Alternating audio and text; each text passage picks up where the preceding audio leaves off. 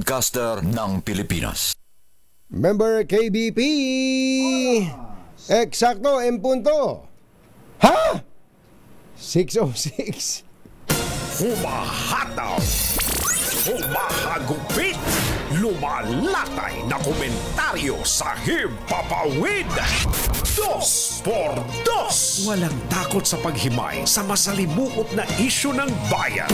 2 por 2. Humahataw na mga balita at impormasyon. 2 por 2. Ating damhin, ating lasapin ang hagupit na 2 por 2.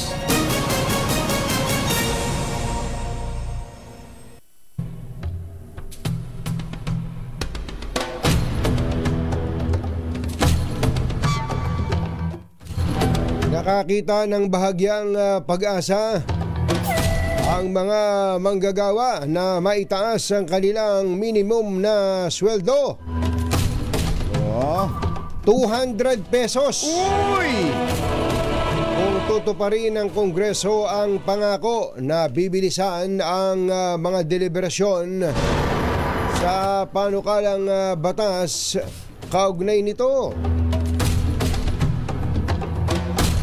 Aminado si House Speaker Martin Romualdez na kailangan ang isang makatwirang wage hike sa harap na patuloy na pagtaas ng inflation o pagsirit ng presyo ng mga pangunahing bilihin at serbisyo. Nangako si Speaker Romualdez na aapurahin ng Kongreso ang pagtalakay sa panukalang 200 pesos minimum daily wage increase. Ngunit titiyakin nilang hindi ito masyadong iindahin ng mga negosyante, partikular ang mga MSMEs o micro, small and medium enterprises. Sakaling maaprubahan ang panukalang 200 pesos dagdag sahod, ang magiging daily minimum wage ay 845 pesos. Isyu ng bayan. Dos. Pag maitim ang balak, magtago ka na. 2 por 2. Si Jerry at si Anthony narito na. 2 por 2. Hahataw ng todo, urado ka. 2 por 2. Ang katotohanan, dala nila. 2 por 2. Walang sinasamba pali, maniwala ka. 2 por 2. Hahataw ng gusto, tol, umasa ka. 2 por 2. 2 por 2.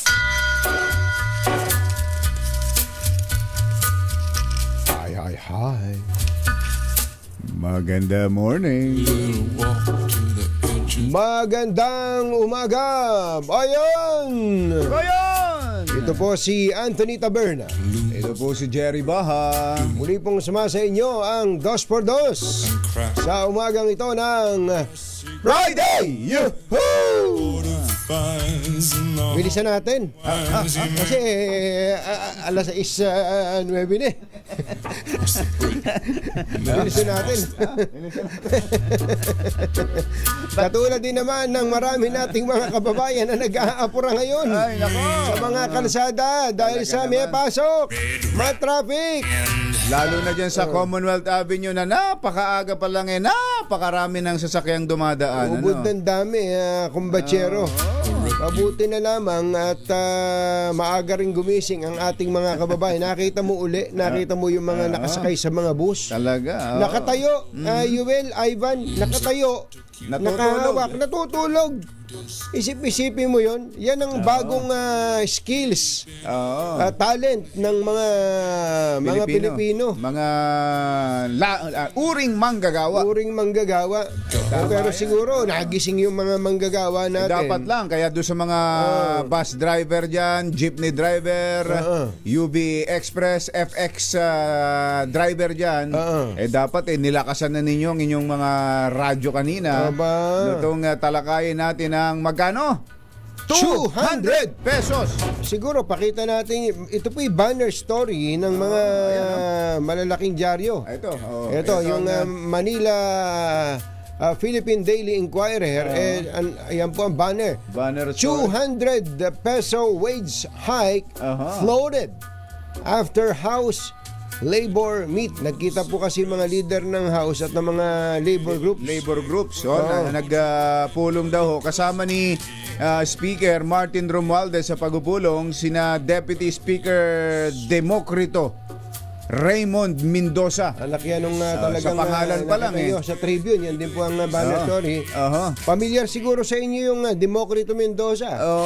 Ito nga lang merong sa gitnang Raymond. Ibig sabihin anak na ito. Tsaka si Majority Leader Jude Asidre at ang pahayag po ni Speaker. Sino ba Majority Leader ngayon? Si Asidre na? Assistant Majority Leader. Akala ko napalitan na si Dalipi. Baka busy kaya itong nakasama ni Speaker.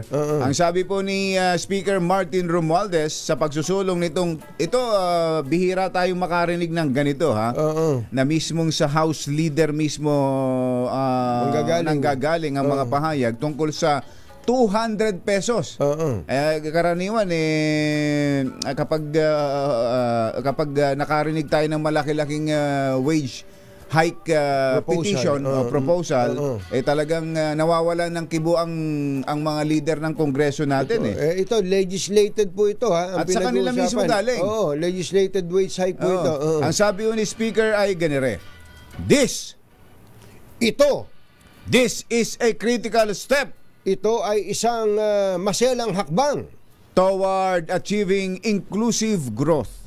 Para makamit ang pag-angat na kasama sila. Ayan, yung mga inclusive growth na yan.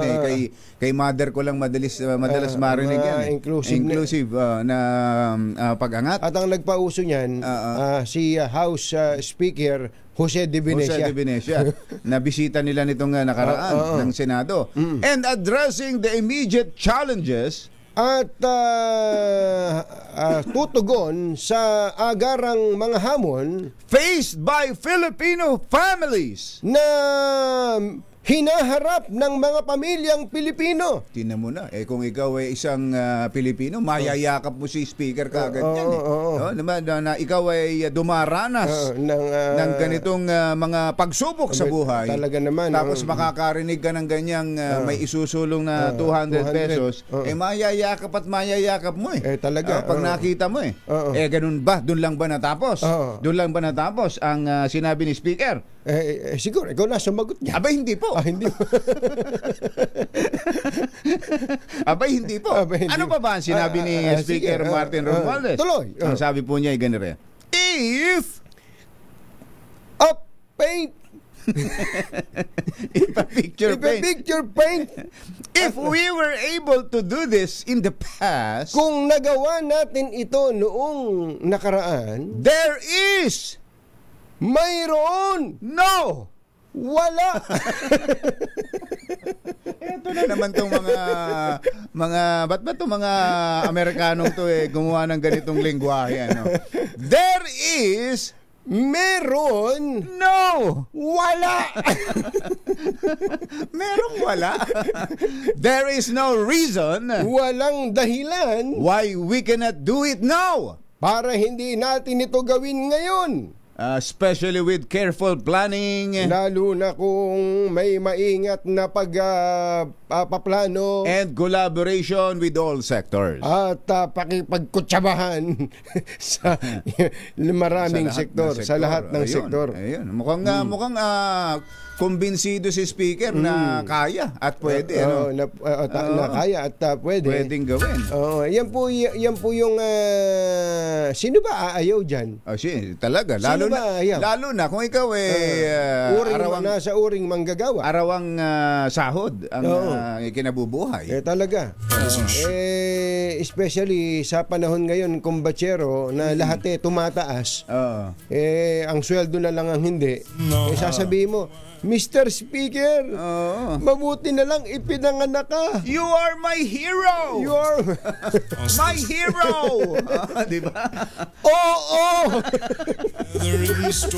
Jerry Pa at Anthony Taberna sa Dos por Dos sa DZRH. Yung bang hero ay may W talaga sa dulo yun? Yung hero? You are my hero! Di, tanongin mo si Whitney Houston.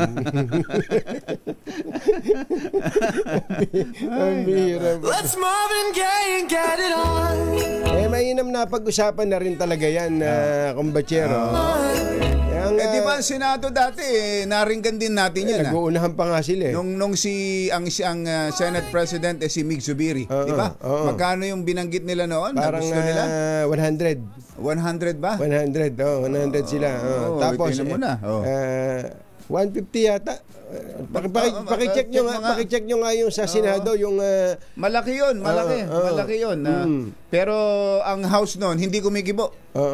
Ang House, ang Kamara noon walang kibo tungkol doon. Hindi, may sumagot. Ang sabi doon sa House, hindi sapat yung 100 na yan. Dapat 300. Ayun. Naalala mo? No, nga pala. Dapat malaki. Sabi niya, kasi kwentuhan lang naman eh. Sabi nga naman, nagkukwentuhan lang naman tayo dito eh. Paya bang titipirin pa ba natin? Sabi. So kulang, sabi ng 100 nga sa 100 Senado. Sa Senate. So sabi ng ilang kinakantyawan ng Senado yung House. Kami, pinasa namin ang 100 peso wage hike. Walang ginagawa ang Kongreso. Hindi. Sabi naman ng mga taga-Kongreso. Hindi. Kulang yung dapat 300. Ayan. So, ngayon, nagsalita si Speaker, gitna natin. 200. Let's meet halfway. Meet halfway. Siguro. Parang gano'n, ano? Paano yan, kumbatsero? Kung halimbawa ay ang sweldo mo ngayon bilang isang empleyado, dahil masipag kang empleyado. Minimum. Hindi, kung hindi ka minimum, halimbawa ay naging supervisor ka. Supervisor, o kaya ay medyo umangat-angat. Umangat-angat ka na, team leader ka. Ang sweldo mo ngayon ay 846 pesos. 846. Mga tao mo yung mga minimum wage earners. Napagtibay ito. Dahil napagtibay ito. Napagtibay ito. Nang napagtibay ito, magiging 845 ang minimum. Dikit na kayo ngayon nung piso lang. Piso lang ang diferensya. Piso lang ang diferensya mo. Talagang gano'n ang mangyayari. dahil minimum lang ang pinag-uusapan natin dito. Wala namang sinabing taas across the board. Across the board. Sabi, minimum wage lang. Kaya yung mga makikinabang dito, minimum wage. Ngayon, sabi nung janitor na inuutosan ng kanyang bisor na piso lang. Sasabihin nung bisor, oy, linisin mo nga yung CR mo. Ano ka? Piso lang ang lamang ng sweldo mo sa akin. Uutos-utosan mo ako. At manganganak ng usapin ito. Maliban na lang kung ang gagawin nila across the board increase ito. Ibig sabihin, kahit ano sweldo mo ngayon, magkakaroon ka ng dagdag na 200. Ayun. At magiging across the board din, kumbatsero, ang sasabihin ng mga employer, across the board din, ang pagtaas ng presyo ng tinitinda natin. Yan, totoo yan. Halimbawa, nagtitinda tayo, gumagawa tayo ng halo-halo. Ayan. Ang halo-halo ngayon natin 100 piso. Gagawin nating 300 piso. Ayan. Ganun din ang sasabihin niya. Papatong din yan sa presyo. Kaya tama yung sinabi ni Speaker. Dapat talaga dito ay masusing pag-aaral in collaboration with all sectors.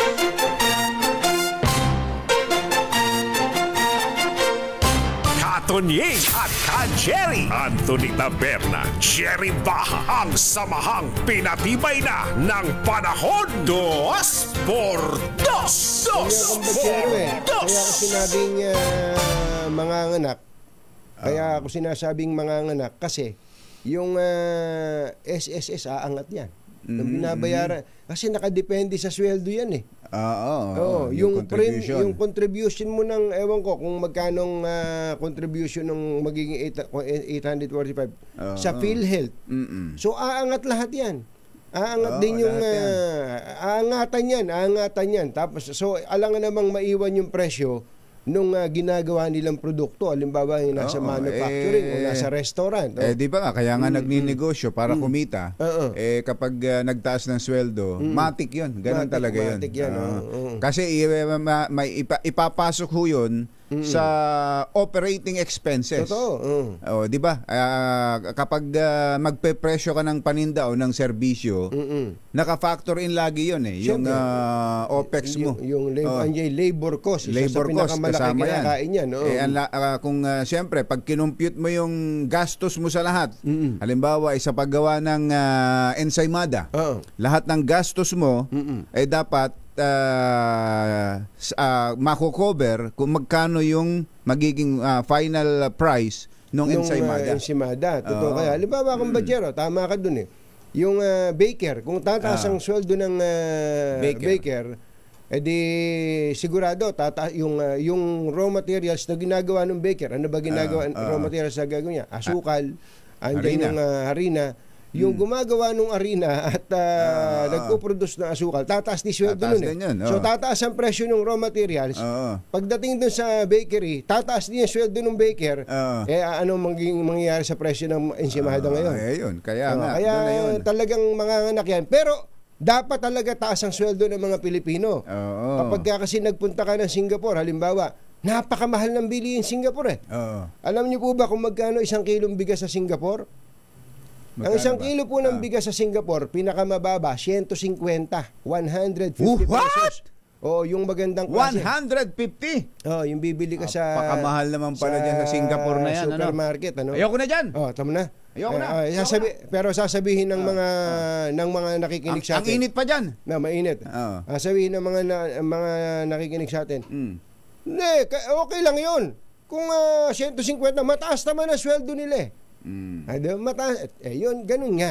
Ganun nga rin. Pag mataas ang sweldo, mataas din ang cost of living.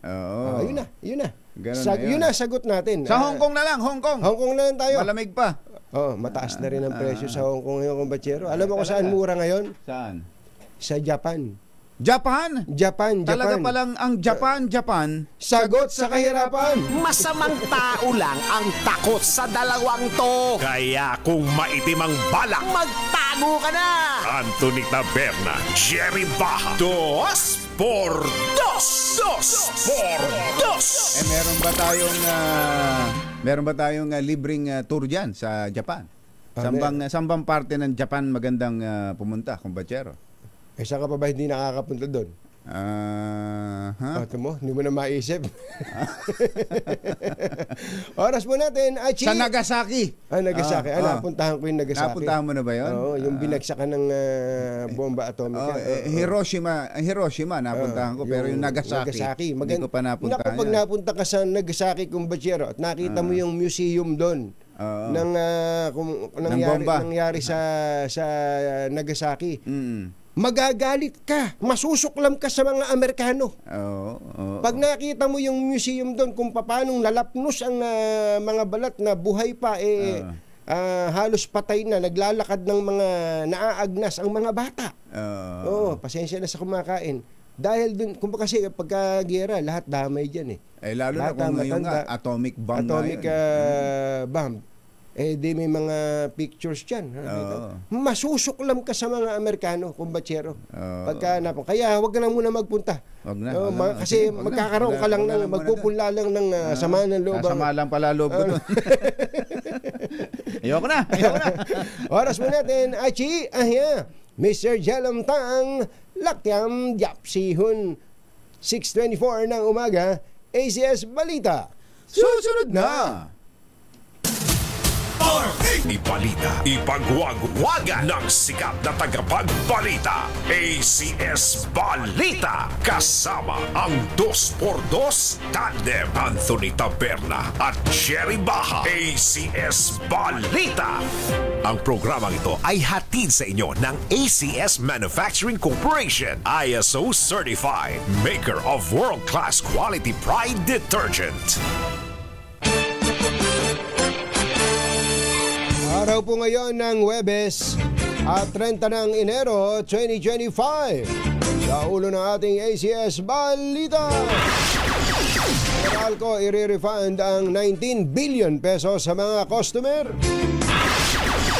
Pangulong Bongbong Marcos planong dalhin sa mga probinsya ang buwan ng job fairs. LTO ay sinusulong na maitaas ang benepisyo mula sa CTPL Insurance. COMELEC sinuspindi ang pag-iimprenta ng mga balota para sa BARM elections. 6 sugatan sa chemical explosion sa Makati. At landlady patay ng saksakin ng tenant na sinisingil sa upa sa Antipolo, Rizal. Magandang umaga, Luzon, Visayas at Mindanao. Good morning, Philippines. Hello, world. Kami po ang inyong mga tagapagbalita. Ito po si Jerry Baha. Ito po naman si Anthony Taberna. At ito ang ACS Balita. ACS Good News. nakatakdang ibalik ng Meralco ang mahigit 19 na bilyong piso sa mga power consumer na sinusuplayan nito. Ito ay sumasaklaw sa diferensya sa pagitan ng actual weighted average na taripa ng kumpanya at ang naaprobahang rate na 1.36 per kilowatt hour mula July 2022 hanggang December 2024. Dahil dito ang mga customer ng Meralco ay makatatanggap ng refund na 19 centavos kada kilowatt hour sa loob ng susunod na 3 taon. Plano ni Pangulong Bongbong Marcos na magsagawa ng monthly job fairs hindi lamang sa Metro Manila kundi maging sa mga lalawigan para mapababa ang unemployment rate. Sa kanyang talumpati sa Job Street Career Con 2025 sa Pasay City, sinabi ng Pangulo na target ng gobyerno na gawing regular ang job fairs sa ibang rehiyon. Ito'y bahagian niya ng plano ng pamahalaan na palawakin ang employment opportunities sa pamamagitan ng regular career events tulad ng Career Con. At ito medyo pilot project ito. Kung maganda ang maging resulta, ang plano talaga namin ay gagawa kami ng ganito ng isang ganito bawat buwan para mapuntahan at hindi lamang dito sa Maynila kung hindi sa iba't ibang lugar din. At para naman kahit na hindi na kailangan mapunta rito sa Maynila sa NCR at puntahan natin yung mga nais mag-apply sa iba't ibang probinsya sa labas. Si Pangulong Bongbong Marcos. Alas 6:31 na ng umaga, naimbag bigat kada kayo amin na po, agring kayon, gising na. Isinusulong ng Land Transportation Office o LTO na madagdagan ng benepisyo sa ilalim ng Compulsory Third Party Liability o CTPL Insurance. Ayon kay LTO Assistant Secretary Vigor Mendoza, nais niyang bigyan ng saysay ang pagbabayad para sa CTPL na anyay hindi na binibigyan pansin ng mga motorista. Useless na daw ang pagtingin dito ng karamihan na tila requirement lang para sa pagpaparehistro dahil sa kakarampot na alok na benepisyo.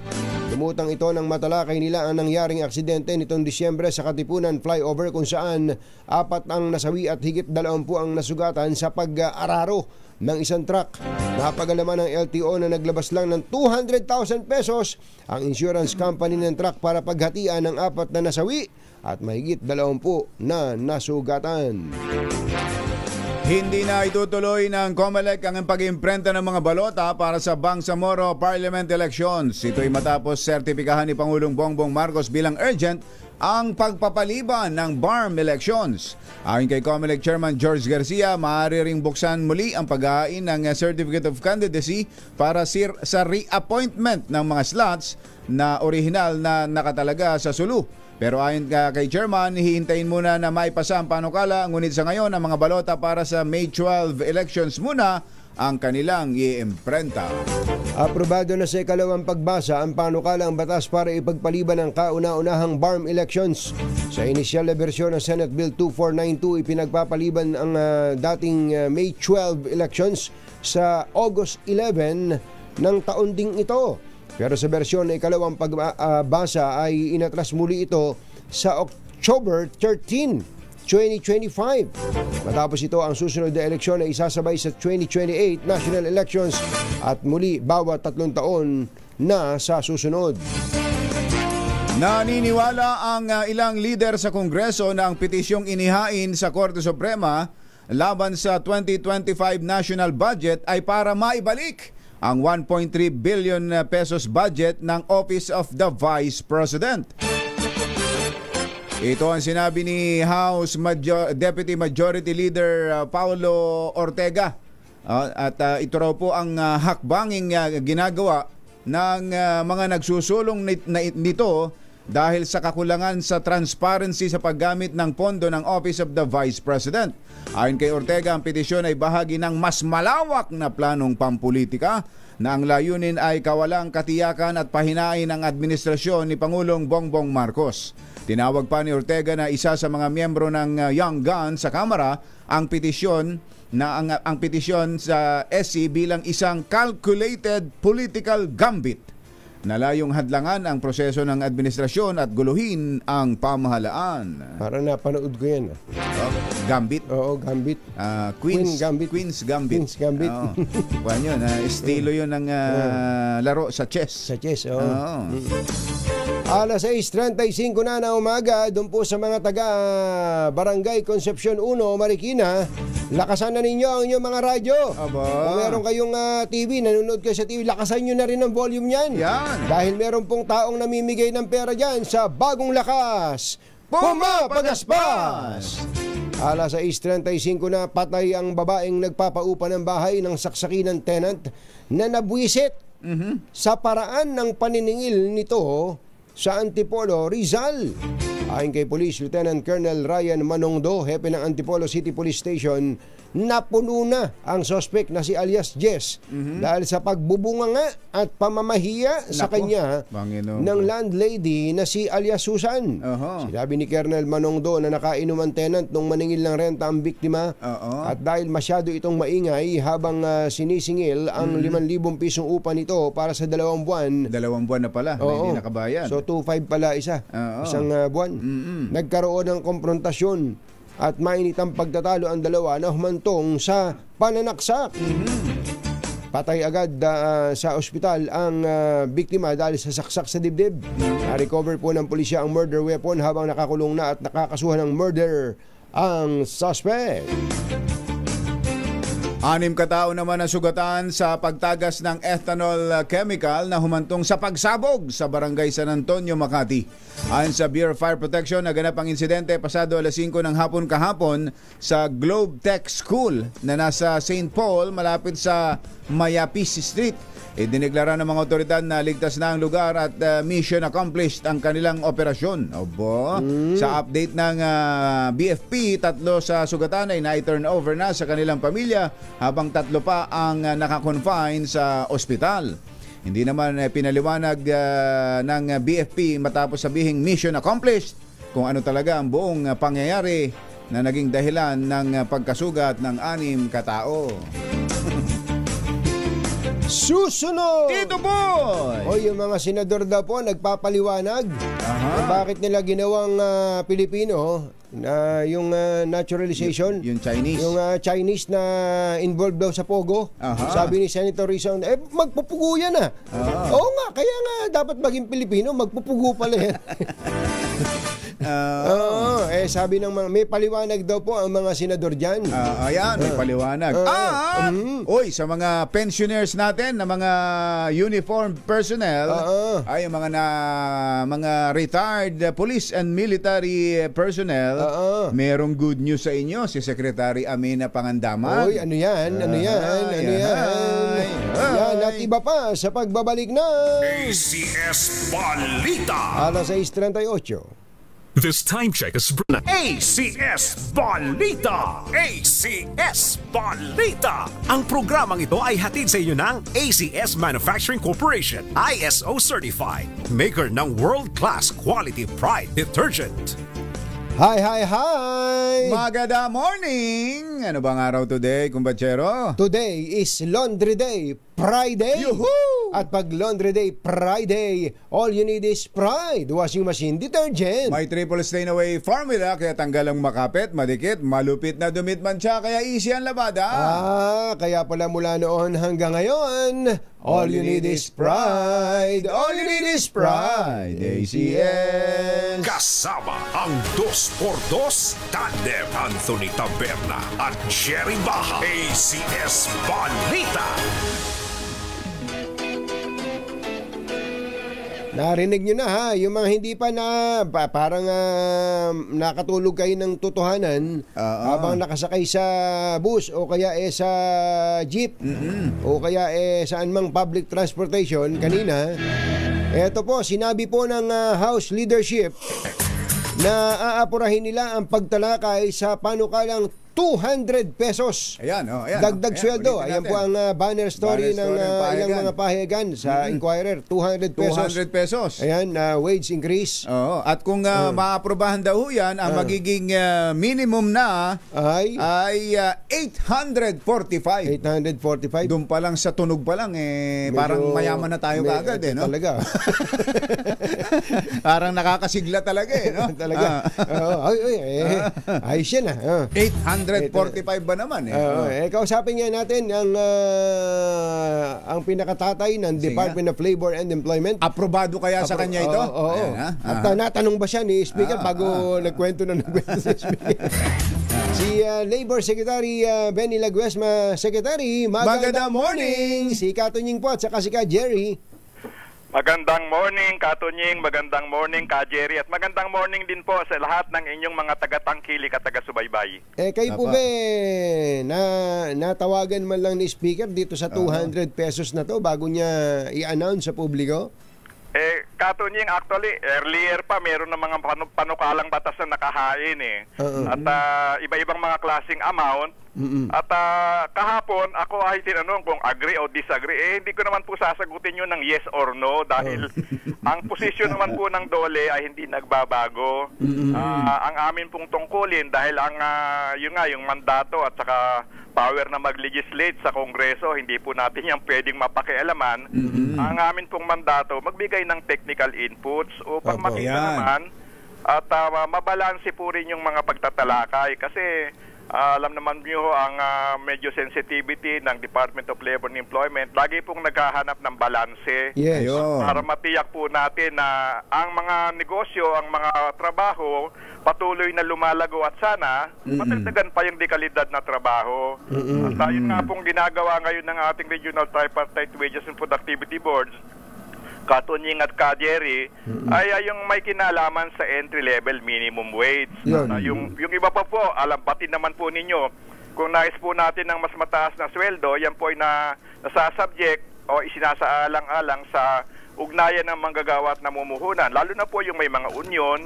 At yung iba naman po ay may kinalaman din batay sa kanilang competencies at saka skills. Kaya ang DOLE po, lagi pong magbibigay ng inputs pero wag po nilang asahan na sasabihin namin ayaw namin, hindi namin gusto.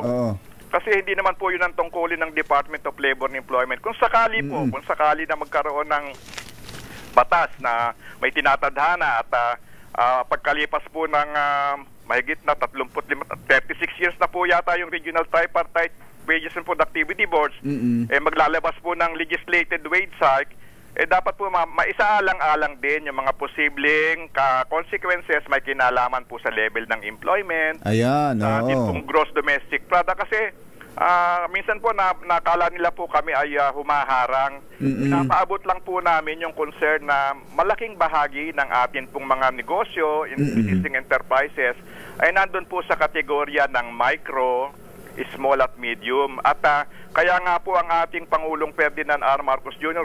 sa mga biyahe niya, naghihikayat ng malalaking kumpanya para mag-set up po dito ng kanilang pagawaan na lilikha ng mas dekalidad na trabaho. Tama po yun. Sa unang sagot nyo pa lang, Secretary, nasagot nyo na lahat. Bali, mga itatanong namin. Maraming salamat po. Hindi, ganito na lang. Secretary, sa Senate nung nakaraan, 100 ang... sabi ng mga senador, ayan 100 ha. Ang sabi ho ng ilang mga congressman, ang liit naman yan. Napadagok pa sa lamesa. 300 dapat. Ito hong kay speaker ngayon ay parang meet halfway, 200. Kapag siyempre sabi nyo sigurado kayo'y magbibigay ng mga technical inputs diyan. Between 100 to 200 na ito na proposal na ito, Secretary. May malaking epekto ba ito sa tingin ninyo sa mga employers? Nabanggit nyo kanina employers, at syempre yung magiging final na presyo na ng bilihin and services goods and services. Jerry, meron lagi pong chain reaction. Kasi po, yun nga, habang tayo po, gumaganda po yung ating employment level, pero hindi ho nangangahulugan na dapat kampante na tayo. At meron pong mga dapat na pagsasaalang-alang doon sa mga kapasidad. Hindi naman po natin ipagwawalang bahala yung pangangailangan ng mga manggagawa at kanilang pamilya. But having said that, ang nakikita ko po talaga, dapat bigyan ng masusing pagsasaalang-alang at hindi naman po siya parang simple lamang na 100 plus 200 equals 300 divided by 2, 150 para medyo lamang ng kaunti gawing 200. Hindi po ganun kasimple ang equation, arithmetical computation. Tinitignan po, kaya nga po nabanggit ko yung technical inputs Yung po yung talagang pinag-aaralang mabuti. Katulong po ng National Wages Productivity Commission dyan, ng atin pong NEDA at saka DTI. Kasi gusto po nating habang binibigyan ng pagsasaalang-alang at pagtulong yung pangangailangan ng manggagawa, tiyakin din na lalago ang mga negosyo para sa parehas po silang makinabang kung ano man pong economic growth ang makita natin, at yun naman po ay laging kasama doon sa mga factors na tinitignan po ng National Wages Productivity Commission. At ang amin nga pong laging ulit, sirang plaka na yata kami, Katunying at Jerry, na ay yung balanse at saka ang amin pong pinag-uukulan ng pansin ay yung minimum wage adjustment na tinagubili naman ng ating Pangulo na timely review, 60 days. At nakatapos nga po lahat ng Regional Wages Productivity Boards nung nakaraang taon sa adjustment. Ang naiwan lang dyan, Jerry at Katunying, yung pong Region 5. Dahil ang manggagawa mismo na kumakatawan doon sa Regional Tripartite Wages and Productivity Boards, nagmungkahi po sila na wag muna hindi timing. Dahil katakot-takot ang bagyo dyan sa Region 5. Opo, at medyo ngayon, hindi naman ibig sabihin wag na natin pag-usapan. Medyo isaalang-alang muna natin na makabangon ang mga kumpanya dito. Karamihan dito hindi naman malalaking mga kumpanya. Tulungan natin sila at tiyakin lamang natin sa kanila, sa mga employers, na patuloy po ang aming hanap buhay at magtulungan tayo nang sa ganun makabangon. At saka natin pag-usapan, dagdagan nyo kami ng karagdagang amount o halaga para naman makatugon kami sa pangangailangan namin at ng aming pamilya. Opo. Ayun. Siguro, last na lang, para lang diretso. Yung po bang technical input nyo, pwede natin sabihin na sa technical input nyo ay pwede ba natin sabihin na pag tumaas ang sweldo ng manggagawa, sigurado tataas din ang presyo ng bilihin at serbisyo? Meron pong ganyang klaseng senaryo, Katunying at Jerry, to be candid about it. At hindi lamang po yan, kasi po yung mga nakaraang, kahit po yung mga nakaraang minimum wage adjustments lamang, meron po siyang nakikitang mga effect, hindi man ganun kalaki, meron pong minimal effect. Kaya nga po binabalanse. Hindi lamang po siya doon sa presyo, yung inflation rate. Kasama din po yung employment level. Kasi nakikita po yun ng ating National Wages and Productivity Board, kabahagi ng NEDA at DTI. Ano po ang nagiging epekto niya kung ganitong klaseng amount. So meron po siyang mga ginagawang simulation na tinatawag. At nababalidate naman po yan pag nailabas na po yung wage order. Sinusubaybayan po kasi hindi naman po natatapos ang trabaho ng Regional Tripartite Wages and Productivity Boards pag nakapagpalabas na po sila ng wage order. Tuloy-tuloy po, minomonitor kasi gusto nga pong magabayan mga kumpanya nang sa ganon na matiyak na sana tuloy-tuloy ang operasyon, makapagdagdag pa ng mga trabaho para po sa mga manggagawa. Opo. Secretary, maraming salamat po. Ano po ba pinakikinggan nyo na yun dyan sa... Parang may music without you. Katonying Apa. at saka ka Jerry, gusto ko lang pong sa inyo pong kapahintulutan. Sige pa. Gusto ko lamang pong ipaabot sa ating mga kababayan na may kakaroon po ng nationwide jobs fair bukas po. Sige po. Sige po. I-announce po. Maganda yan. Yun po yung yung halos sa lahat po ng mga regions meron pong jobs fair at ang layunin po talaga yung mga available na trabaho sa bawat rehiyon may pagkaloob po sa mga manggagawa na naghahanap ng trabaho. Kaya naman naghahanap ng mas mataas na kalidad ng trabaho. Kung natatandaan nyo po kahapon hanggang kahapon sa nung Martes, nagkaroon po ng tinatawag na Job Street Career Con 2025. Nandyan po yung DOLE kasama po ng Job Street na nagkaroon din po ng jobs fair, no? 2 araw po. At medyo ang talaga po tuloy-tuloy dapat na yung employment facilitation sa tulong po ng mga business organization, kasama na rin po ang ating Public Employment Service Offices kasi dyan po sa ginanap sa SMX Convention Center. Katulong din po namin dyan yung peso ng Pasay City po. So, gusto ko lamang pong sabihin na yung ating mga kababayan pwede pong mag-check sa ating regional offices para po dun sa venue ng job fair po sa darating tomorrow Bukas, Friday. Opo. 31. Meron din po tayo sa NCR. Ito po ay sa Rizal Coliseum. At medyo tinatarget po na yung mga gumraduate ng 4Ps o mga nasa 4Ps ng DSWD, magkaroon po ng pagkakataon tungkol sa mas maayos na trabaho, hindi po laging umaasa sa ayuda kasi hindi naman po talaga dapat maging batayan. Puro ayuda. Serbisyo, ayuda lamang. So sa Facebook po ng DOLE makikita yan kung saan listahan. Opo, makikita po. Ipinapapost po natin yan nang sa ganun magabayan po ang ating mga manggagawa o job seekers. At ang pinakamahalaga pong gusto kong ipaabot, wala pong bayad yung serbisyo. Wala ba? Baka may mga mag-ahente dyan. Meron din pong kasama dyan na orientation para po sa mga kabataan na pwedeng mag-avail ng programa ng DOLE, SPED, EIP. Again po, ang lagi pong bottom line yan, libre po ang serbisyo ng DOLE. Wala pong dapat na bayaran. In fact, yung mga first-time job seekers po, meron tinatawag na First-Time Job Seekers Act. Nakukuha po yung mga dokumento ng libre, NBI, SSS, PSA. Minsan po kasi merong mga talagang enterprise. Magagaling mga Pilipino, magaling kumita, kaya lang nilalamangan yung kapwa nila, yung iba nating mga kababayan. Secretary, maraming salamat po at amin pong sisilipin o yung mga kababayan natin, silipin ninyo ang Facebook page ng DOLE para dun sa sites kung saan gagawin ang jobs fair sa lahat ng region. Bukas. Thank you. Meron pong ilang regions na meron na po ngayon. Dalawang araw po sila.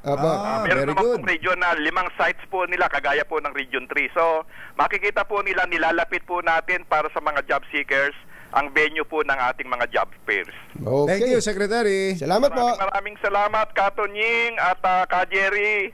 Happy weekend! Woo! Nagatid sa kabuuan ng ating ACS Balita, ito po si Anthony Taberna. Ito po si Jerry Baha. Kasama ang 2x2 tandem Anthony Taberna at Jerry Baha. ACS Balita. Balitang makatotohanan. Balitang maaasahan. ACS Balita. Ang programang ito ay hatid sa inyo ng ACS Manufacturing Corporation, ISO certified, maker ng world-class quality Pride detergent. Kot sa dalawang to, kaya kung maitim ang balak, magtago ka na! Anthony Taberna, Jerry Baha, 2x2. 2x2.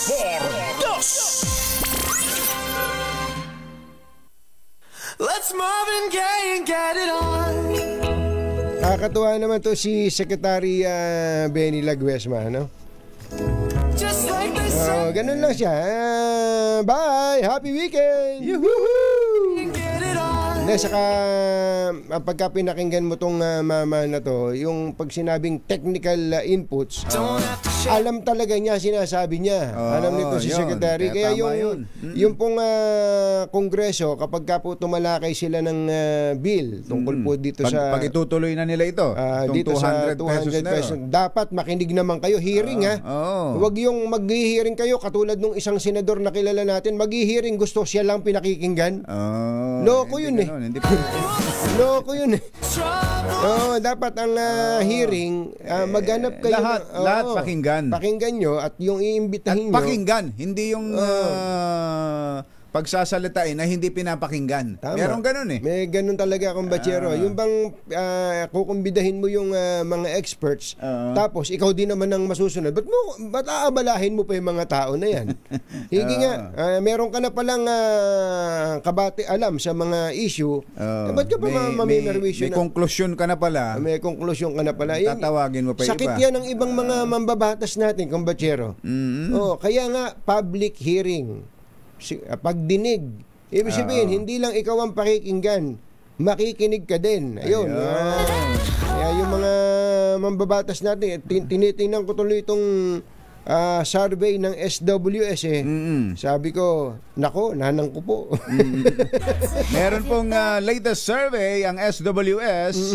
Ito ho'y para sa buwang ito ng Enero. Yan.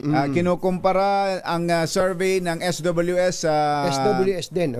sa SWS din nung nakaraang buwan, nung December 2024. Ayan, Sino bang mga nangunguna dyan, kumbatsero? Ang mga nangunguna, si Erwin Tulfo, nangunguna pa rin.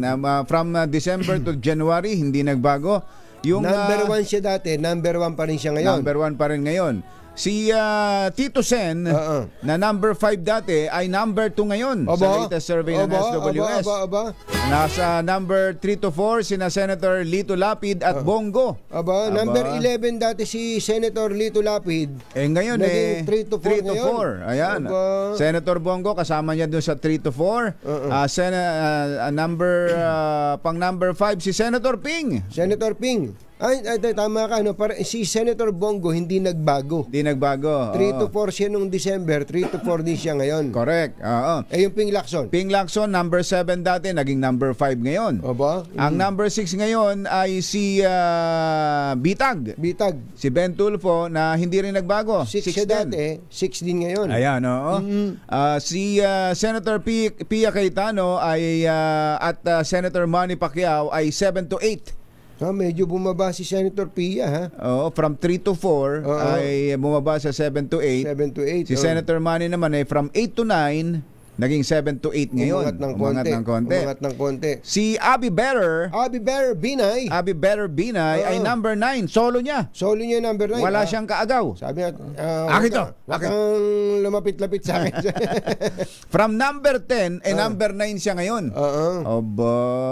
Getting better, Getting better, Abby Better. Number 10 naman ay si Senator Bato. Mukhang nagkakabisa yung mga palatastas ni Senator Bato. Iba talaga yung may palatastas From 12 to 14 ay number 10 ngayon si Senator Bato. Solo niya. Teka muna, ba't si Bong Revilla number 2 dati? Layo ngayon naging 11 to 13 ngayon. Ba't kaya? Pero tinitingnan ko yung kanyang percentage From 33% naging 29%. Ang layo ng ibinaba. Ba't kaya? Kinulang kaya sa sayaw si Senator Bong? Senator Bong, ilabas mo na yung sayaw mo dyan. Ilabas mo na nga yan. Bigyan ng jacket yan! Ayan, si Kuya Will. From 8 to 9 ay bumaba rin sa 11 to 13. At si Senator Kiko Pangilinan, medyo umaangat si Kiko. Ate Shawi, from 15 ay 11 to 13 ngayon. Teka muna, nasaan na si Senator Amy? Wala dito Yung may guhit? Wala sa may guhit Wala na. Nako. 10, 11, 12, 13. Nako Senator Amy, mukhang ito, number 14. Number 14 pala. Number 14 siya. From 12 to 14 dati ay naging 14 na lang ngayon talaga. At sumusunod, number 15, ito pong si Camille Villar. Bagong buhay, bagong bukas. Bagong bukas. Ayun. Si Bam Aquino ay 16 to 17, hindi nagbago. Si Doc Willie Ong ay, umangat si Doc Willie Ong. 16 to 17 din siya. From 19 to 20. Si dating Secretary Benhur Abalos, medyo mababa ka, Secretary. 18 to 19 ang ranking. Mula doon sa dating 16 to 17. Tapos ay Unasan, 18 to 19.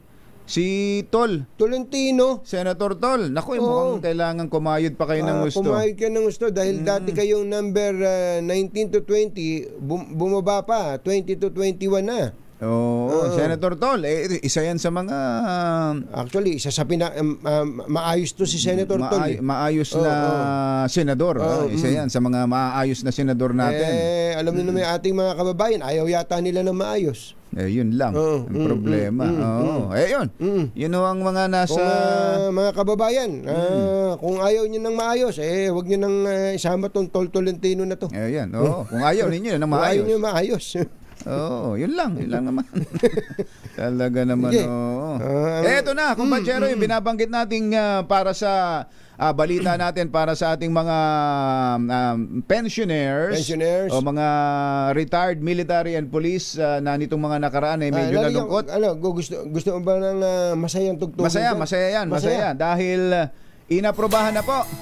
Inaprobahan na ni Budget Secretary Amina Pangandaman ang release ng 30 billion pesos na pondo para ho dito sa regular pension requirements ng military and uniformed personnel. Ayan. Sa mga group chat ng iba't ibang police and military, sila naghihintay niyan Malapit na magtampo. Malapit na magtampo. Kaya si Admiral Adeluis Bordado, ayan, habang binabati itong si Peter Somar Pal Ramos ng happy birthday, tsaka si retired General Boyet Burgos. Tama-tama, ito na ang good news para sa inyo.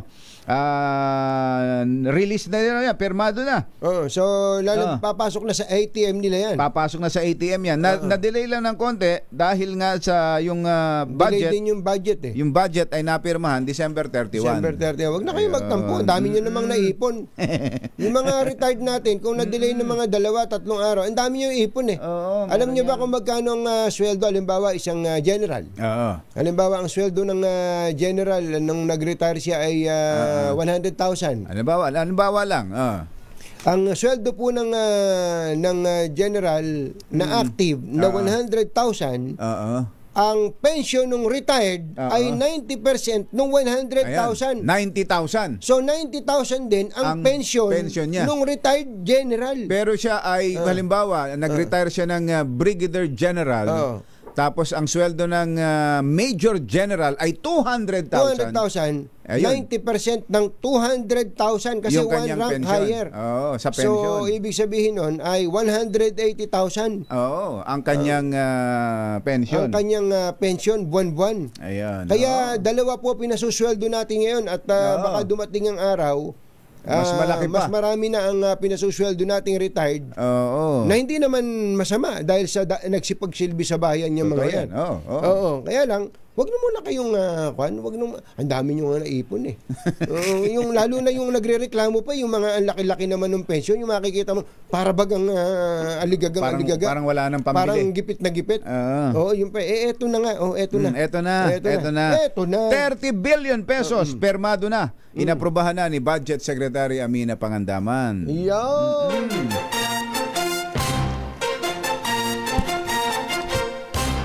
Tonying at Ka-Jerry. Anthony Taberna, Jerry Baha, ang samahang pinatibay na ng panahon. 2x2. Yung paliwanag ng mga senador doon sa Chinese na gusto nilang gawin Pilipino, mamaya na. Kauna-unahan sa Pilipinas. Manila Broadcasting Company. DZRH. Member, kapisanan ng mga broadcaster ng Pilipinas. Member KBP. Oras. Kapopoy. 14 na minuto na makalipas ang 7 ng umaga. Balitang bagong-bago. Balitang dapat alam mo. Balitang magdadagdag ng talino. Dahil bagong impormasyon, makibalita. Unang-una sa DZRH. Pangunahing balita. Kasama ang 2x2 tandem nina Anthony Taberna at Jerry Baha.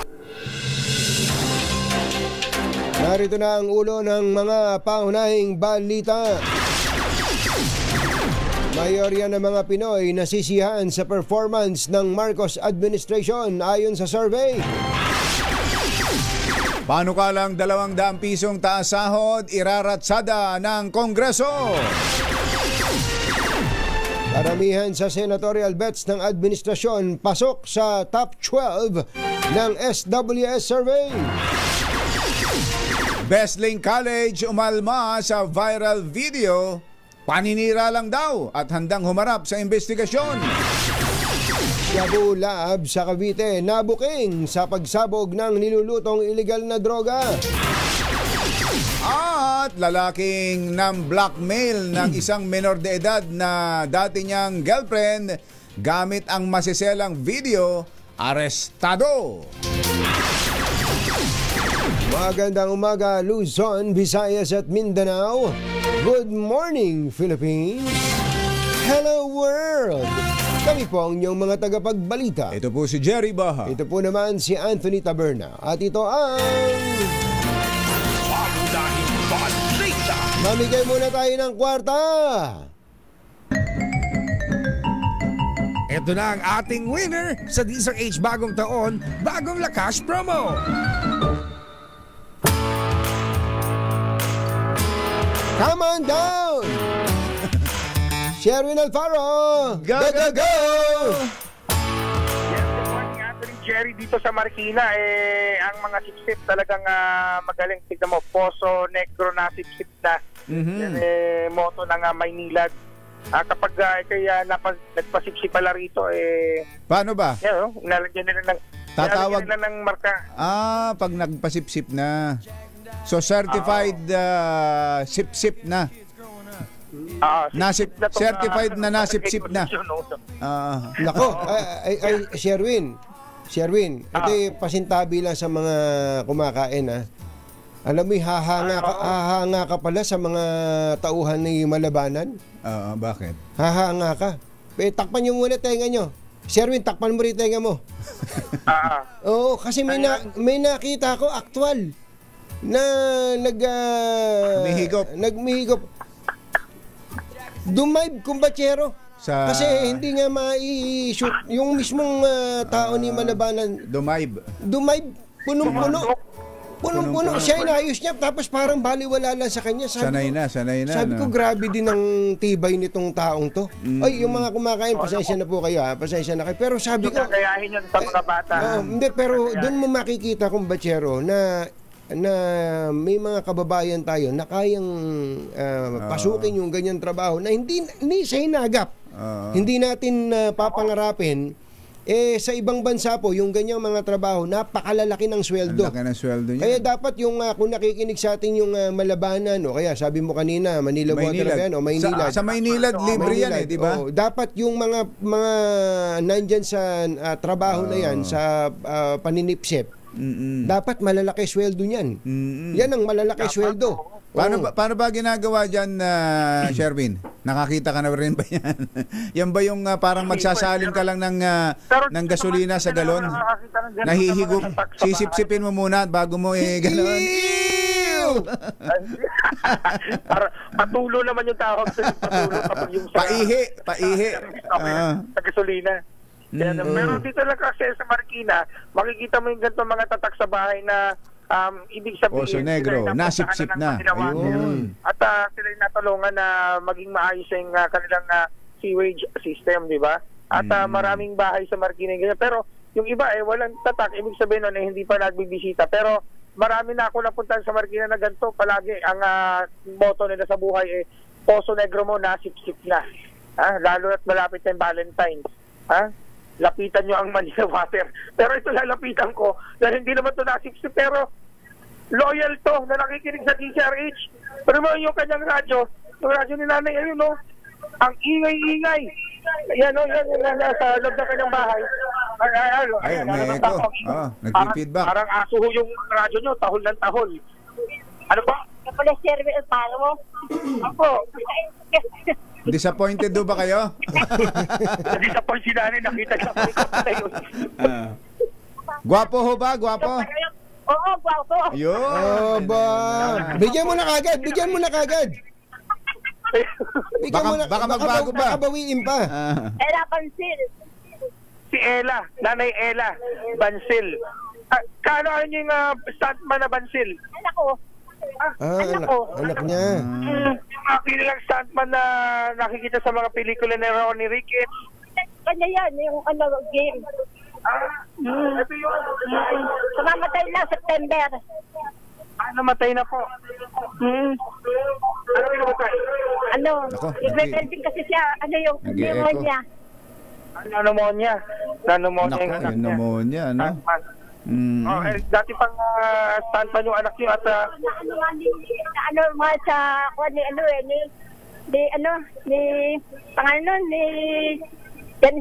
ni Estrada. Yung pangalan nun? Hindi, anak nun. Tao ba to? Dito na... Clue! Dito sa Elite. Namatay yun pa. Si Jinggoy. Si Senator Jinggoy. Lumabas din sa mga pelikula kasama ni Senator Jinggoy ang inyong anak. Ayun. Yung mga senador na yung mga kanyang nakasama. Okay. Sige, bigyan mo na. Dahil sino pa rin yung announcer pag umaga? Si Jerry Baha at saka si Anton Taberna. Jerry Baha, Anthony Taberna. Yay! Woohoo! Hindi ko akalaing totoo yan. Totoo po yan. Totoo po yan, pero check nyo yung pera. Dito sa kanilang lugar sa Sherwin, ipacheck mo mabuti kung totoo yung pera. Itanюhan ko tama yung pera. Totoo. Ay, totoo. Totoo yan. Pero bakit totoong grocery mula sa DCRH? Thank you, Jerry Bala. Kita pinakikinggan. Tawa na kayo ng tawa ni Pagalita. Naluluhan na nga si nanay kanina pa sa tao sa inyong dalawa. Sa pakikinig sa inyo. Salamat po, nanay. Ako kay Angelo. Angelo Permones. Ayun, oo. Tapos si Angelo, dire-diretso na inyong pakikinig. Oo. Dahil nga paborito nga rin ni nanay na makinig sa inyo dahil tawa raw siya ng tawa. Naluluha siya at saka yung luha niya ay halong luha ng tawa at luha ng katarata. Dapat rin ako sa katarata. Kaya naman, so nais manalo ng 1,000 pesos. Laging tumutok sa DCRH. Baka kayo susunod natin winner sa DCRH. Bagong taon, bagong lakas promo. December 6, Sherwin Bata Alvaro, DCRH. Thank you, sir. Sa Pilipinas, una sa Pilipino. Anthony Taberna at Jerry Baha. DCRH. Pangunahing balita. 7:23. Ang balitang ito ay hatid. DCRH. Pangunahing balita.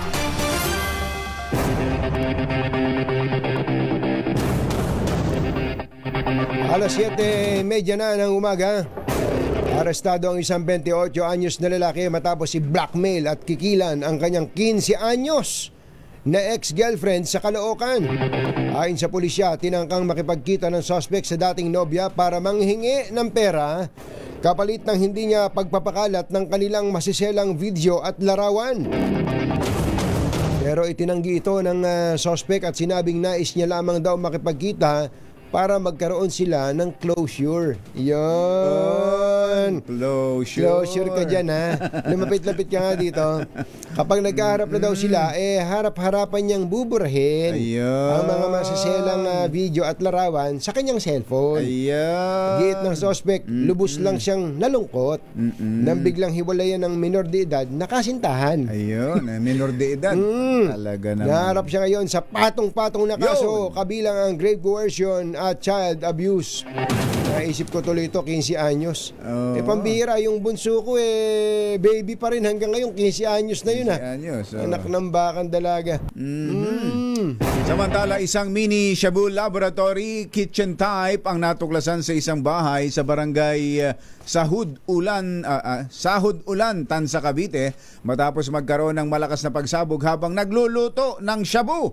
6 na suspect na kinibibilangan ng isang Chinese, 2 Indonesian at 3 Pinoy ang pinaghahanap makaraang makatakas kasunod ng pagsabog.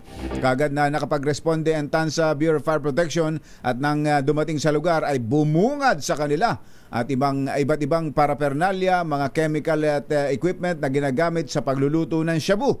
Sa CCTV footage sa barangay, nakitang tumatakas ang 2 tenants, kasunod ang 2 babae at 2 pang lalaki. Ayon kay Barangay Captain Recto Fojas, November noong nakarang taon nang magsimulang umupa ang mga suspect sa bahay habang ang may-ari nito ay nasa ibang bansa. Alas 7:32, pinasinungalingan ng Besling College of the Philippines ang mga ulat ng kapalpakan sa kanilang field trip sa Punta Bel Hermosa, Bataan noong Enero 26. Ilang araw matapos ang viral incident ay sakalang naglabas ng pahayag ang eskwelahan at tinawag na disinformation ang mga ulat. Ay sa Bestlink, bukas sila sa anumang independent fact-finding investigation upang matukoy kung ano ang totoong nangyari bago, habang at matapos ang event. Aminado naman ang eskwelahan na nagkaroon ng hindi inaasahang pangyayari sa coordination sa transport service providers matapos ang event. Base sa mga report, tila death march ang naranasan ng mga estudyante matapos paglaki ng kilometro at marami pa ang hinimatay. Sa kabila nito, nagsorry ang Bestlink sa mga estudyante sa kanilang pinagdaanan, maging sa mga residente ng Punta Bel sa Hermosa, Bataan. Planong isulong ng Kamara ang panukalang batas na magbibigay ng 200 pisong daily minimum wage increase sa mga manggagawa sa buong bansa. Ayon kay House Speaker Martin Romualdez, kasalukuyan ng nagsasagawa ng public consultation para dito. Mahalagaan niya na maipasa ito dahil mahigit 3 dekada na ang huling legislated wage increase sa ilalim ng Wage Rationalization of 1989. Batay sa consensus sa mababang kapulungan, posibleng itaas ang minimum wage ng karagdagang 200 pesos. Malaking tulong daw ito sa household spending na siyang tutulak din sa lokal na ekonomiya.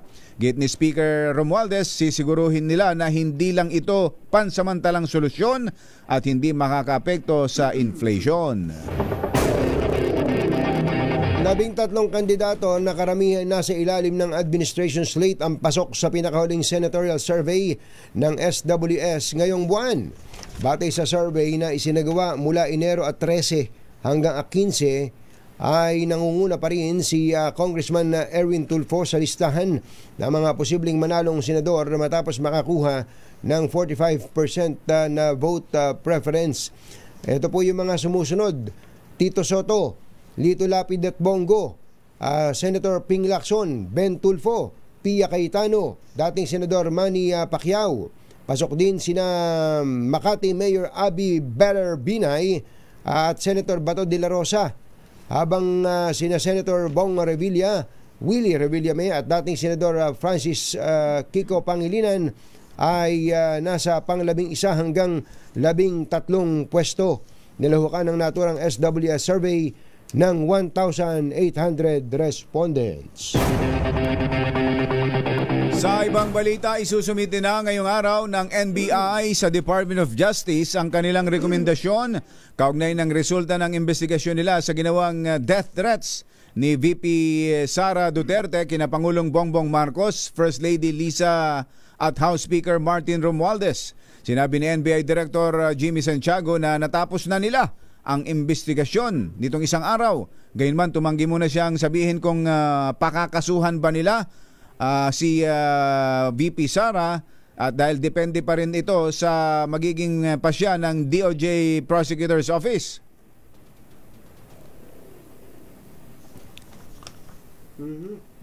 Director.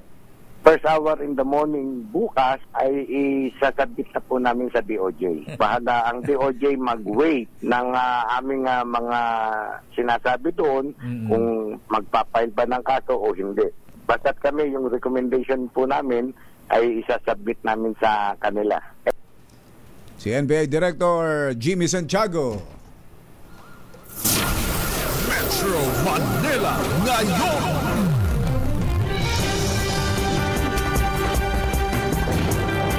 Alas 7:36 ng umaga. Narito na sila.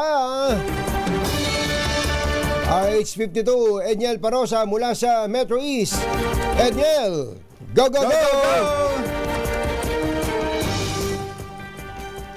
Siya sa Pasig, Marikina, Mandaluyong at San Juan, itong Police Revitalized Operations with Barangay Officers Network o yung Probaton. Para sa panahon ng halalan, isa-isang dinayon Eastern Police District Director, Police Colonel Villamor Mortoliao, mga istasyon ng syudad para personal na makausap ang daan-daang barangay tanod at XO na magsisilbing force multipliers. Ayon kay Toliao, isa sa mga susunod na araw, asahan na ng mga residente sa 4 na syudad ng Metro East ang mas pinaigting na presensya ng Probaton sa mga aktibidad na may kinalaman sa eleksyon. Kabilang umano rito ang partisipasyon ng mga community policing at pagpapatupad ng mga lokal na batas sa tulong ng local election officers. Sineminar din ng EPD itong mga tanod para sa kaukulang do's and don'ts. Hindi bababa sa 200 barangay enforcer na ang naipatatawag ng PNP sa Pasig at Mandaluyong at nakatakda pang madagdagan sa mga susunod na araw. Magsisimula ang kampanyahan para sa local polls buwan ng Marso, pero sa susunod na buwan aarangkada ang campaign period para naman sa national candidates na sasabak sa midterm election. Ito si Edniel Parosa, nag-uulat para sa DZRH. Una sa Pilipinas, una sa Pilipino. Thank you, Edniel. Metro Manila ngayon. Samantala, animang sugatan, may follow-up tayo dito sa chemical explosion sa Makati. Yung palang mga sugatan mga estudyante, kumbatsero. Nako. RH15, Giselle Ricaport. Coming, Giselle! Pawang senior high school student ang 6 na nasugatan sa chemical explosion sa Globetech Science Foundation Incorporated sa Makati City kahapon. Ayon sa reliable source natin sa Bureau of Fire Protection Makati, nakalabas na sa ospital ang 5 estudyante habang isa ang nananatili pa sa paggamutan. Nangyari anyang pagsabog ng ethanol habang nag-eksperimento ang mga estudyante sa loob ng laboratorio pasado alas 5 kahapon. Wala namang critical sa mga bata, wala ring malaking pinsala sa laboratorio. Ang nasabing pagsabog batay na rin sa mga ipinakitang larawan ng sentro naman ng investigasyon ng Bureau of Fire Protection ang posibilidad na mayroong paglabag ang paaralan sa safety protocol. Pero niyang kumpleto naman daw ka Jerry, yung mga dokumento kaugnay ng paghawak at pag-iimbak ng kemikal kagaya ng ethanol. Ano daw ba ginagawa ng mga estudyante? Anong ine-eksperimento? May mga sinasalang daw na mga bakterya hindi na yung hindi ko na alam kung ano yung specific na tawag doon sa Si Edniel lang tanungin mo diyan, magaling sa science 'yun. Si Edniel. Sabi ka Jerry Katunying nung source natin, hindi naman daw ganoon kalaki yung pinsala doon sa lab. Yung mismong lamesa nga, yung pinaglalagyan ng botelya ng ethanol, hindi rin sira may kaunting sunog lang.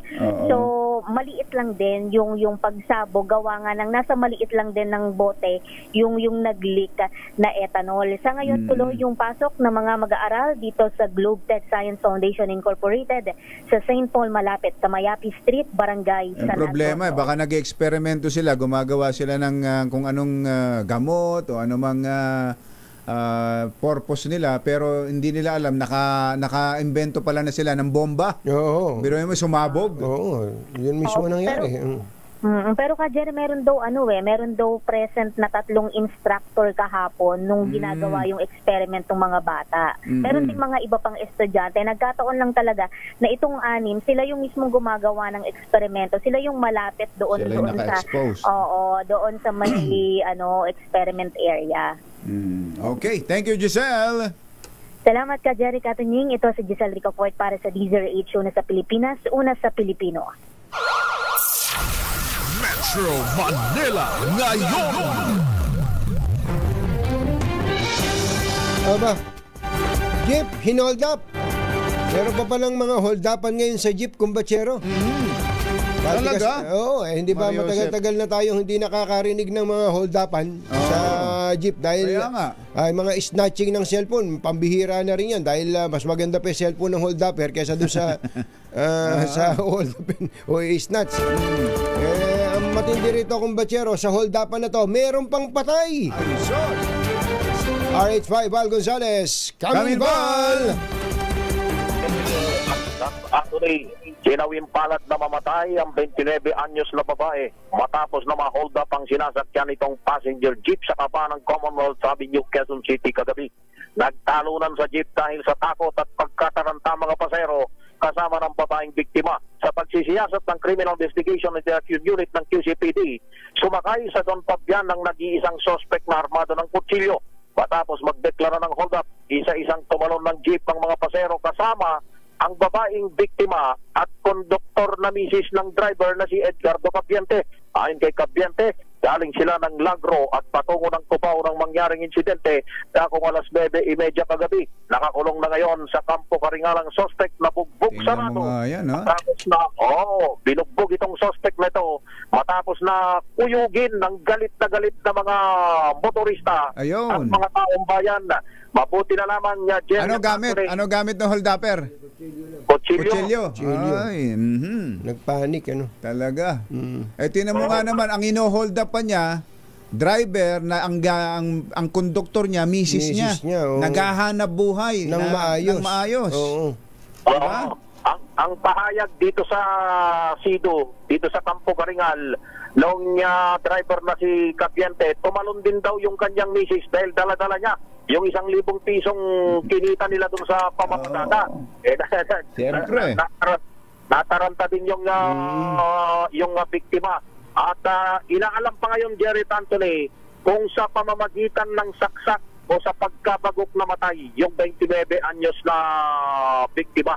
Mabuti na lamang at agad ding nakapag-responde mga tauhan ng Quezon City Police District at hindi rin napatay ng taong bayan ng suspect na aminado sa ginawang pang-hold up. Sa record ng QCPD, dati na rin palang nakulong ang 54 anyos na suspect dahil sa kasong pagnanakaw. Ako si Val Gonzales, DZRH, una sa Pilipinas, una sa Pilipino. Metro Manila ngayon. Mga nangunguna at mga bagong balita sa DZRH. Pangunahing balita. 7:43. This time Ay! Baka kailangan nyo nang magpalit ng bubong ng bahay, ha? Buti na lang, may bubong na maaasahan. Gawa sa state-of-the-art technology. May aluminum na. May pintura pa. Now available na rin sa pre-painted tiles pan. Para sa eleganteng bubong na matibay na, makulay pa, mag-Cherry Loom pre-painted ka na! Attainable, reliable at stylish crossover SUV ba ang hanap mo?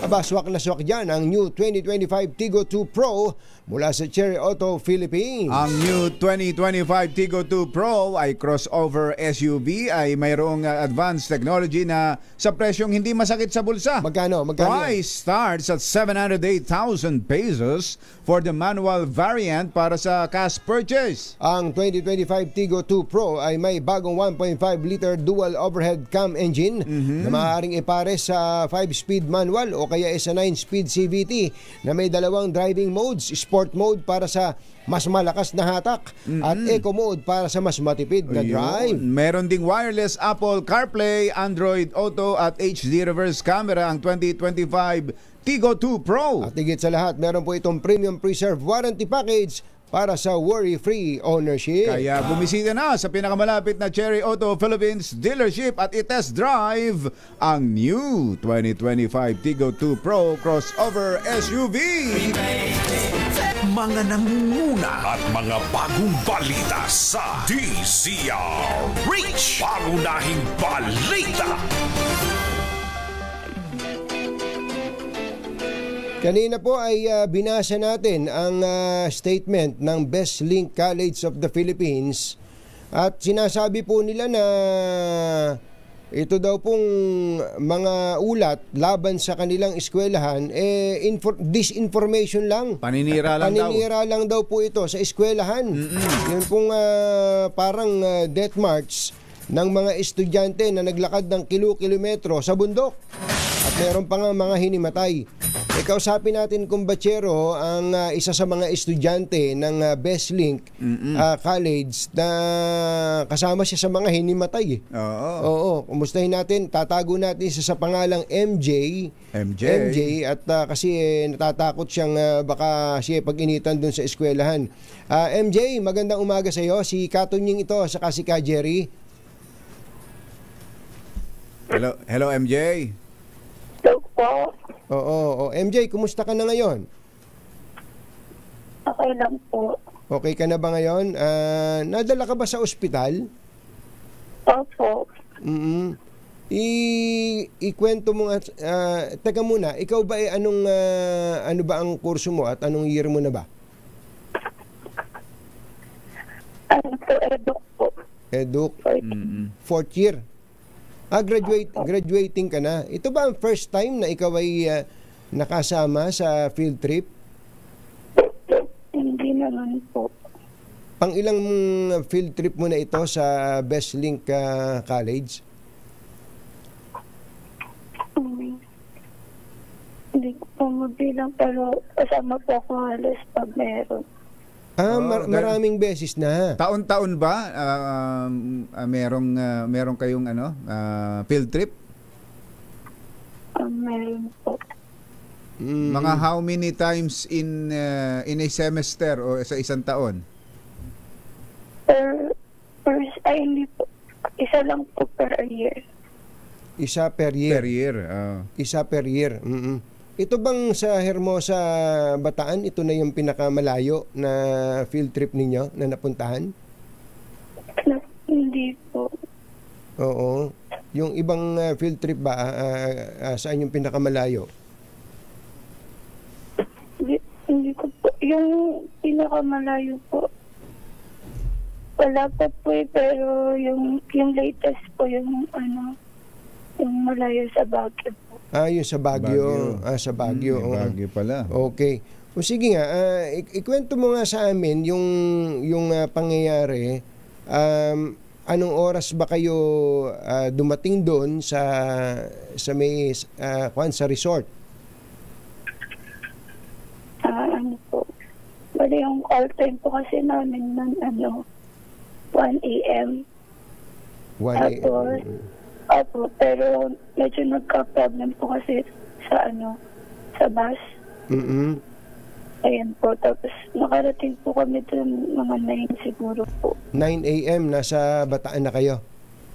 Opo. Ang bus na sinakyan ninyo ay sinundo kayo dun saan ba ang tagpuan ninyo? Sa Best Link mismo, dun sa eskwelahan? Hindi po, iba-iba po eh. Iba-ibang lugar po per course. Okay. Okay, tapos dumating kayo ng 9 o'clock doon. Ito bang field trip may kasamang pagkain yung binayaran ninyo? Wala po. Wala. Walang pagkain. Transportation lang? Magkano yung binayaran nyo? Ano po, 900 po. 900 for transportation lang. Transportation po yun at saka entrance po sa resort. Entrance sa resort. Paano yung pagkain ninyo? May mga dala na lang kayong sarili nyong pagkain? Opo, nagbaon na lang po. Nagbaon na lang kayo. Okay, so nagkaroon kayo ng activities dun sa resort. Ano ba mga ginawa nyo doon? Ano po, hindi ako po kasi personally hindi po ako nakikitambay lang po ako dun sa gilid.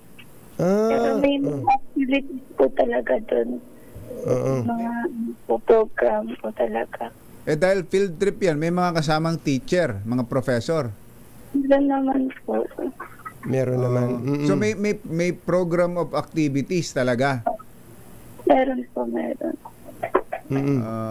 Pero hindi ka na nagpa-participate. Kumbaga, sumali ka lang sa field trip.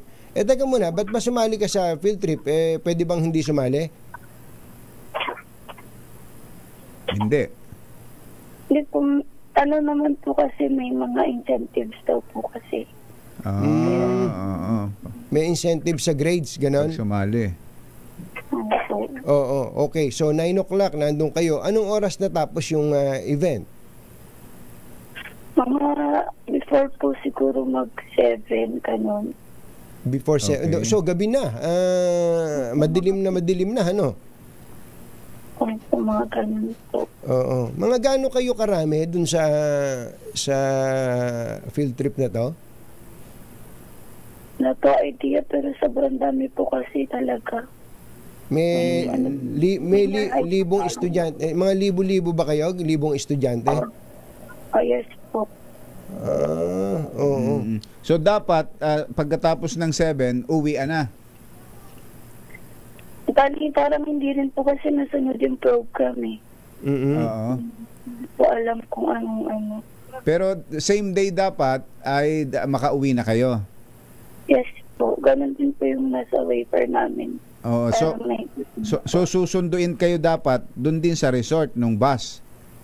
Yes po. Ano nangyari? Ba't wala kayong ba't naglakad kayo? Ano po kasi yun abang may program po, may nag-announce po na first come first serve daw po. Kaya po siguro ano na rin po yung mga student, naglabasan na ng bigla. Kasi nga po nung papunta pa lang nahirapan na po kami magharap ng bus namin. Kaya siguro naglabasan lahat. Nag-uunahang makauwi, ano?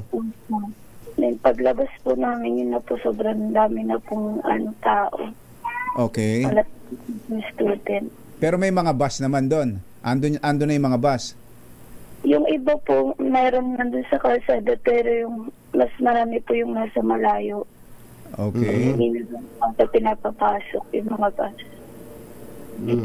So, sino nagsabi na maglakad na kayo tapos para makita niyo yung bus niyo, ganon? Ano po? Sino ang nag-utos sa inyo na umpisahan na ninyong maglakad? Nung una po, nung nagsabi nga po na first come, first serve, wala rin po kasi signal dun parang kami na po yung naghanap ng mga bus. Pero nung bandang nawala na kami talagang mahanap kasi pumunta po kami sa pinagparkan ng bus nung pagpunta namin. Wala na po doon. Wala na yung bus, nako. Yes po. Tapos, nung sinabihan na po kami na maglakad na po kami papunta dun sa sa bus namin. Okay. Kasi nandun po banda sa highway yung mga bus. Oo. Ando na nga, nadatnan nyo doon. Hindi ko na alam kasi naimatay po ako Gaano kalayo yun? Yung nilakad nyo na yun, MJ? Wala po kong idea po, pero nung pagbalik po namin sa galing hospital, nakita ko rin po gaano kalayo, even po yung sundalo po nagsabi na layo pala ng lalakarin namin. Mula nung lumabas kayo ng mga bandang 7, tansya mo mga anong oras kayo nakarating dun sa dapat na nandun yung bus? Sa lugar ng bus? Bali, hindi pa po 7 talaga, yung mga 6:30 ganun po kami naglakad Oo. Anong oras nung madatnan nyo yun dapat na yung site ng mga bus dapat? Base po dun sa text ko dun sa kaibigan ko, mga 9 na po Naku, hindi ko na, almost. Mahigit 3 oras. Napasyan ko yung phone ko nun. Sila na yung magka-contact dahil nga po naimatay ako. Nakita ko po na po talaga. Humingi lang tayo ng paumanhin kay Lakay Deo Macalma at saka kay Elena at para lang makumpleto itong kwento nitong si MJ. So hindi mo na nakita yung bus dahil hinimatay ka na sa kalsada. Yes. po. Oo. Saan ka na nagising? Ambulansya po. Nasa ambulansya ka na nung oo. Marami ba kayo na nahimatay? Marami po. Nung naglalakad pa lang po kami, marami na po talaga ako nakita sa kalsada. Oo. Ay, ganun. Oo. Ano ba yun?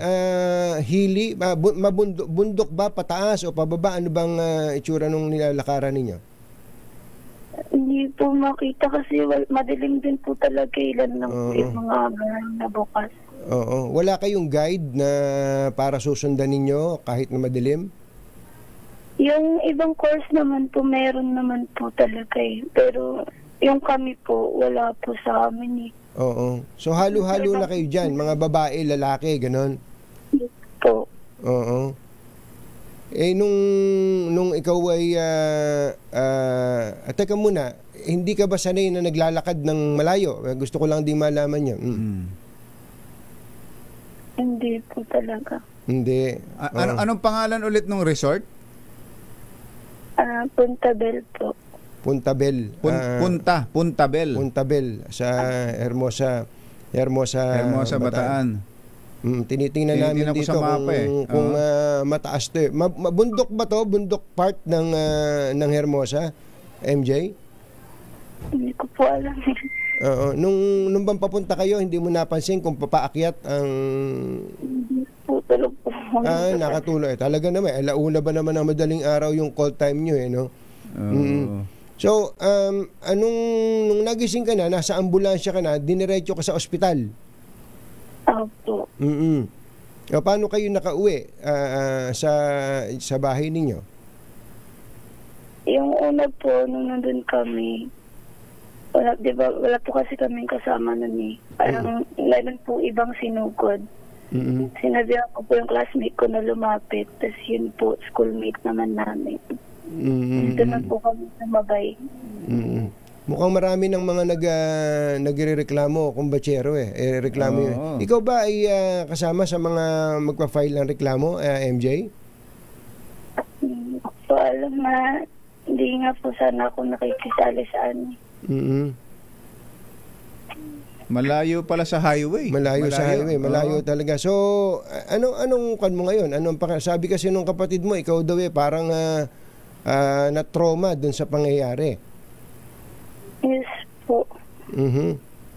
Kumusta ka ngayon, MJ? Oo. Okay naman, pero neto po kasi parang minsan po na pag natitrigger po na feeling ko nandun tayo na sa situation. Lalo na po yung sa ambulance. Parang sa gabi ba, nakakatulog ka ng maayos? Hindi din po talaga. Matindi rin yung pangyayari na yun. Ano? Tinitingnan ko itong mapa, kumbatsero. Malayo siya sa highway, pero mukhang wala namang masyadong kabahayan doon sa lugar. Walang kabahayan. Kaya kung paparada lang sa gilid ng kalsada, pwede ang mga naman bus, sana. Pwede. So pwede. Hindi kaya gusto nating klaruhin dito.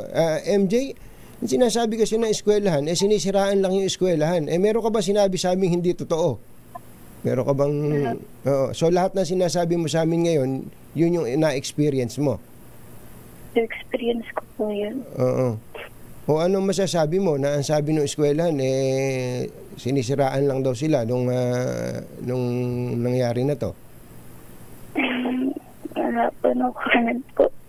No comment ka, oo. Ano sabi ng magulang mo? Hindi po alam. Ito po yung parents ko po.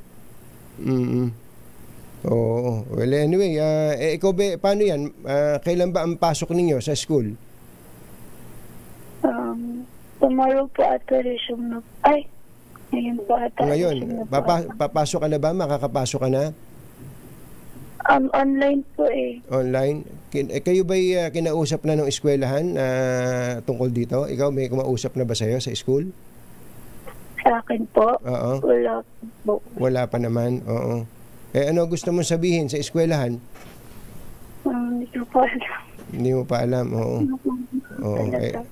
Naiintindihan. Basta importante, okay ka na ngayon. Subukan mong kumain ng maayos at matulog, magpahinga ng maayos sa MJ. Salamat sa oras mo, no? At Thank you, MJ. Pagaling ka. Magpagaling ka. Thank you po. Maraming salamat. Si MJ po yan, isa sa mga estudyante ng Best Link College of the Philippines. So hindi first time yung field trip. Mahilig talaga sa field trip tong eskwelahan na to, kumbatsero. Pambihirang patis. Anyway, yan po ay paglilinaw lang, kaya natin pinilit na makausap yung estudyante dahil ang iginigiit po na eskwela, sinisiraan lang kami, sabi nila. Pambihirang patis. Paano? Bye! Happy weekend! Woo! Damdaming Bayan! Susunod na!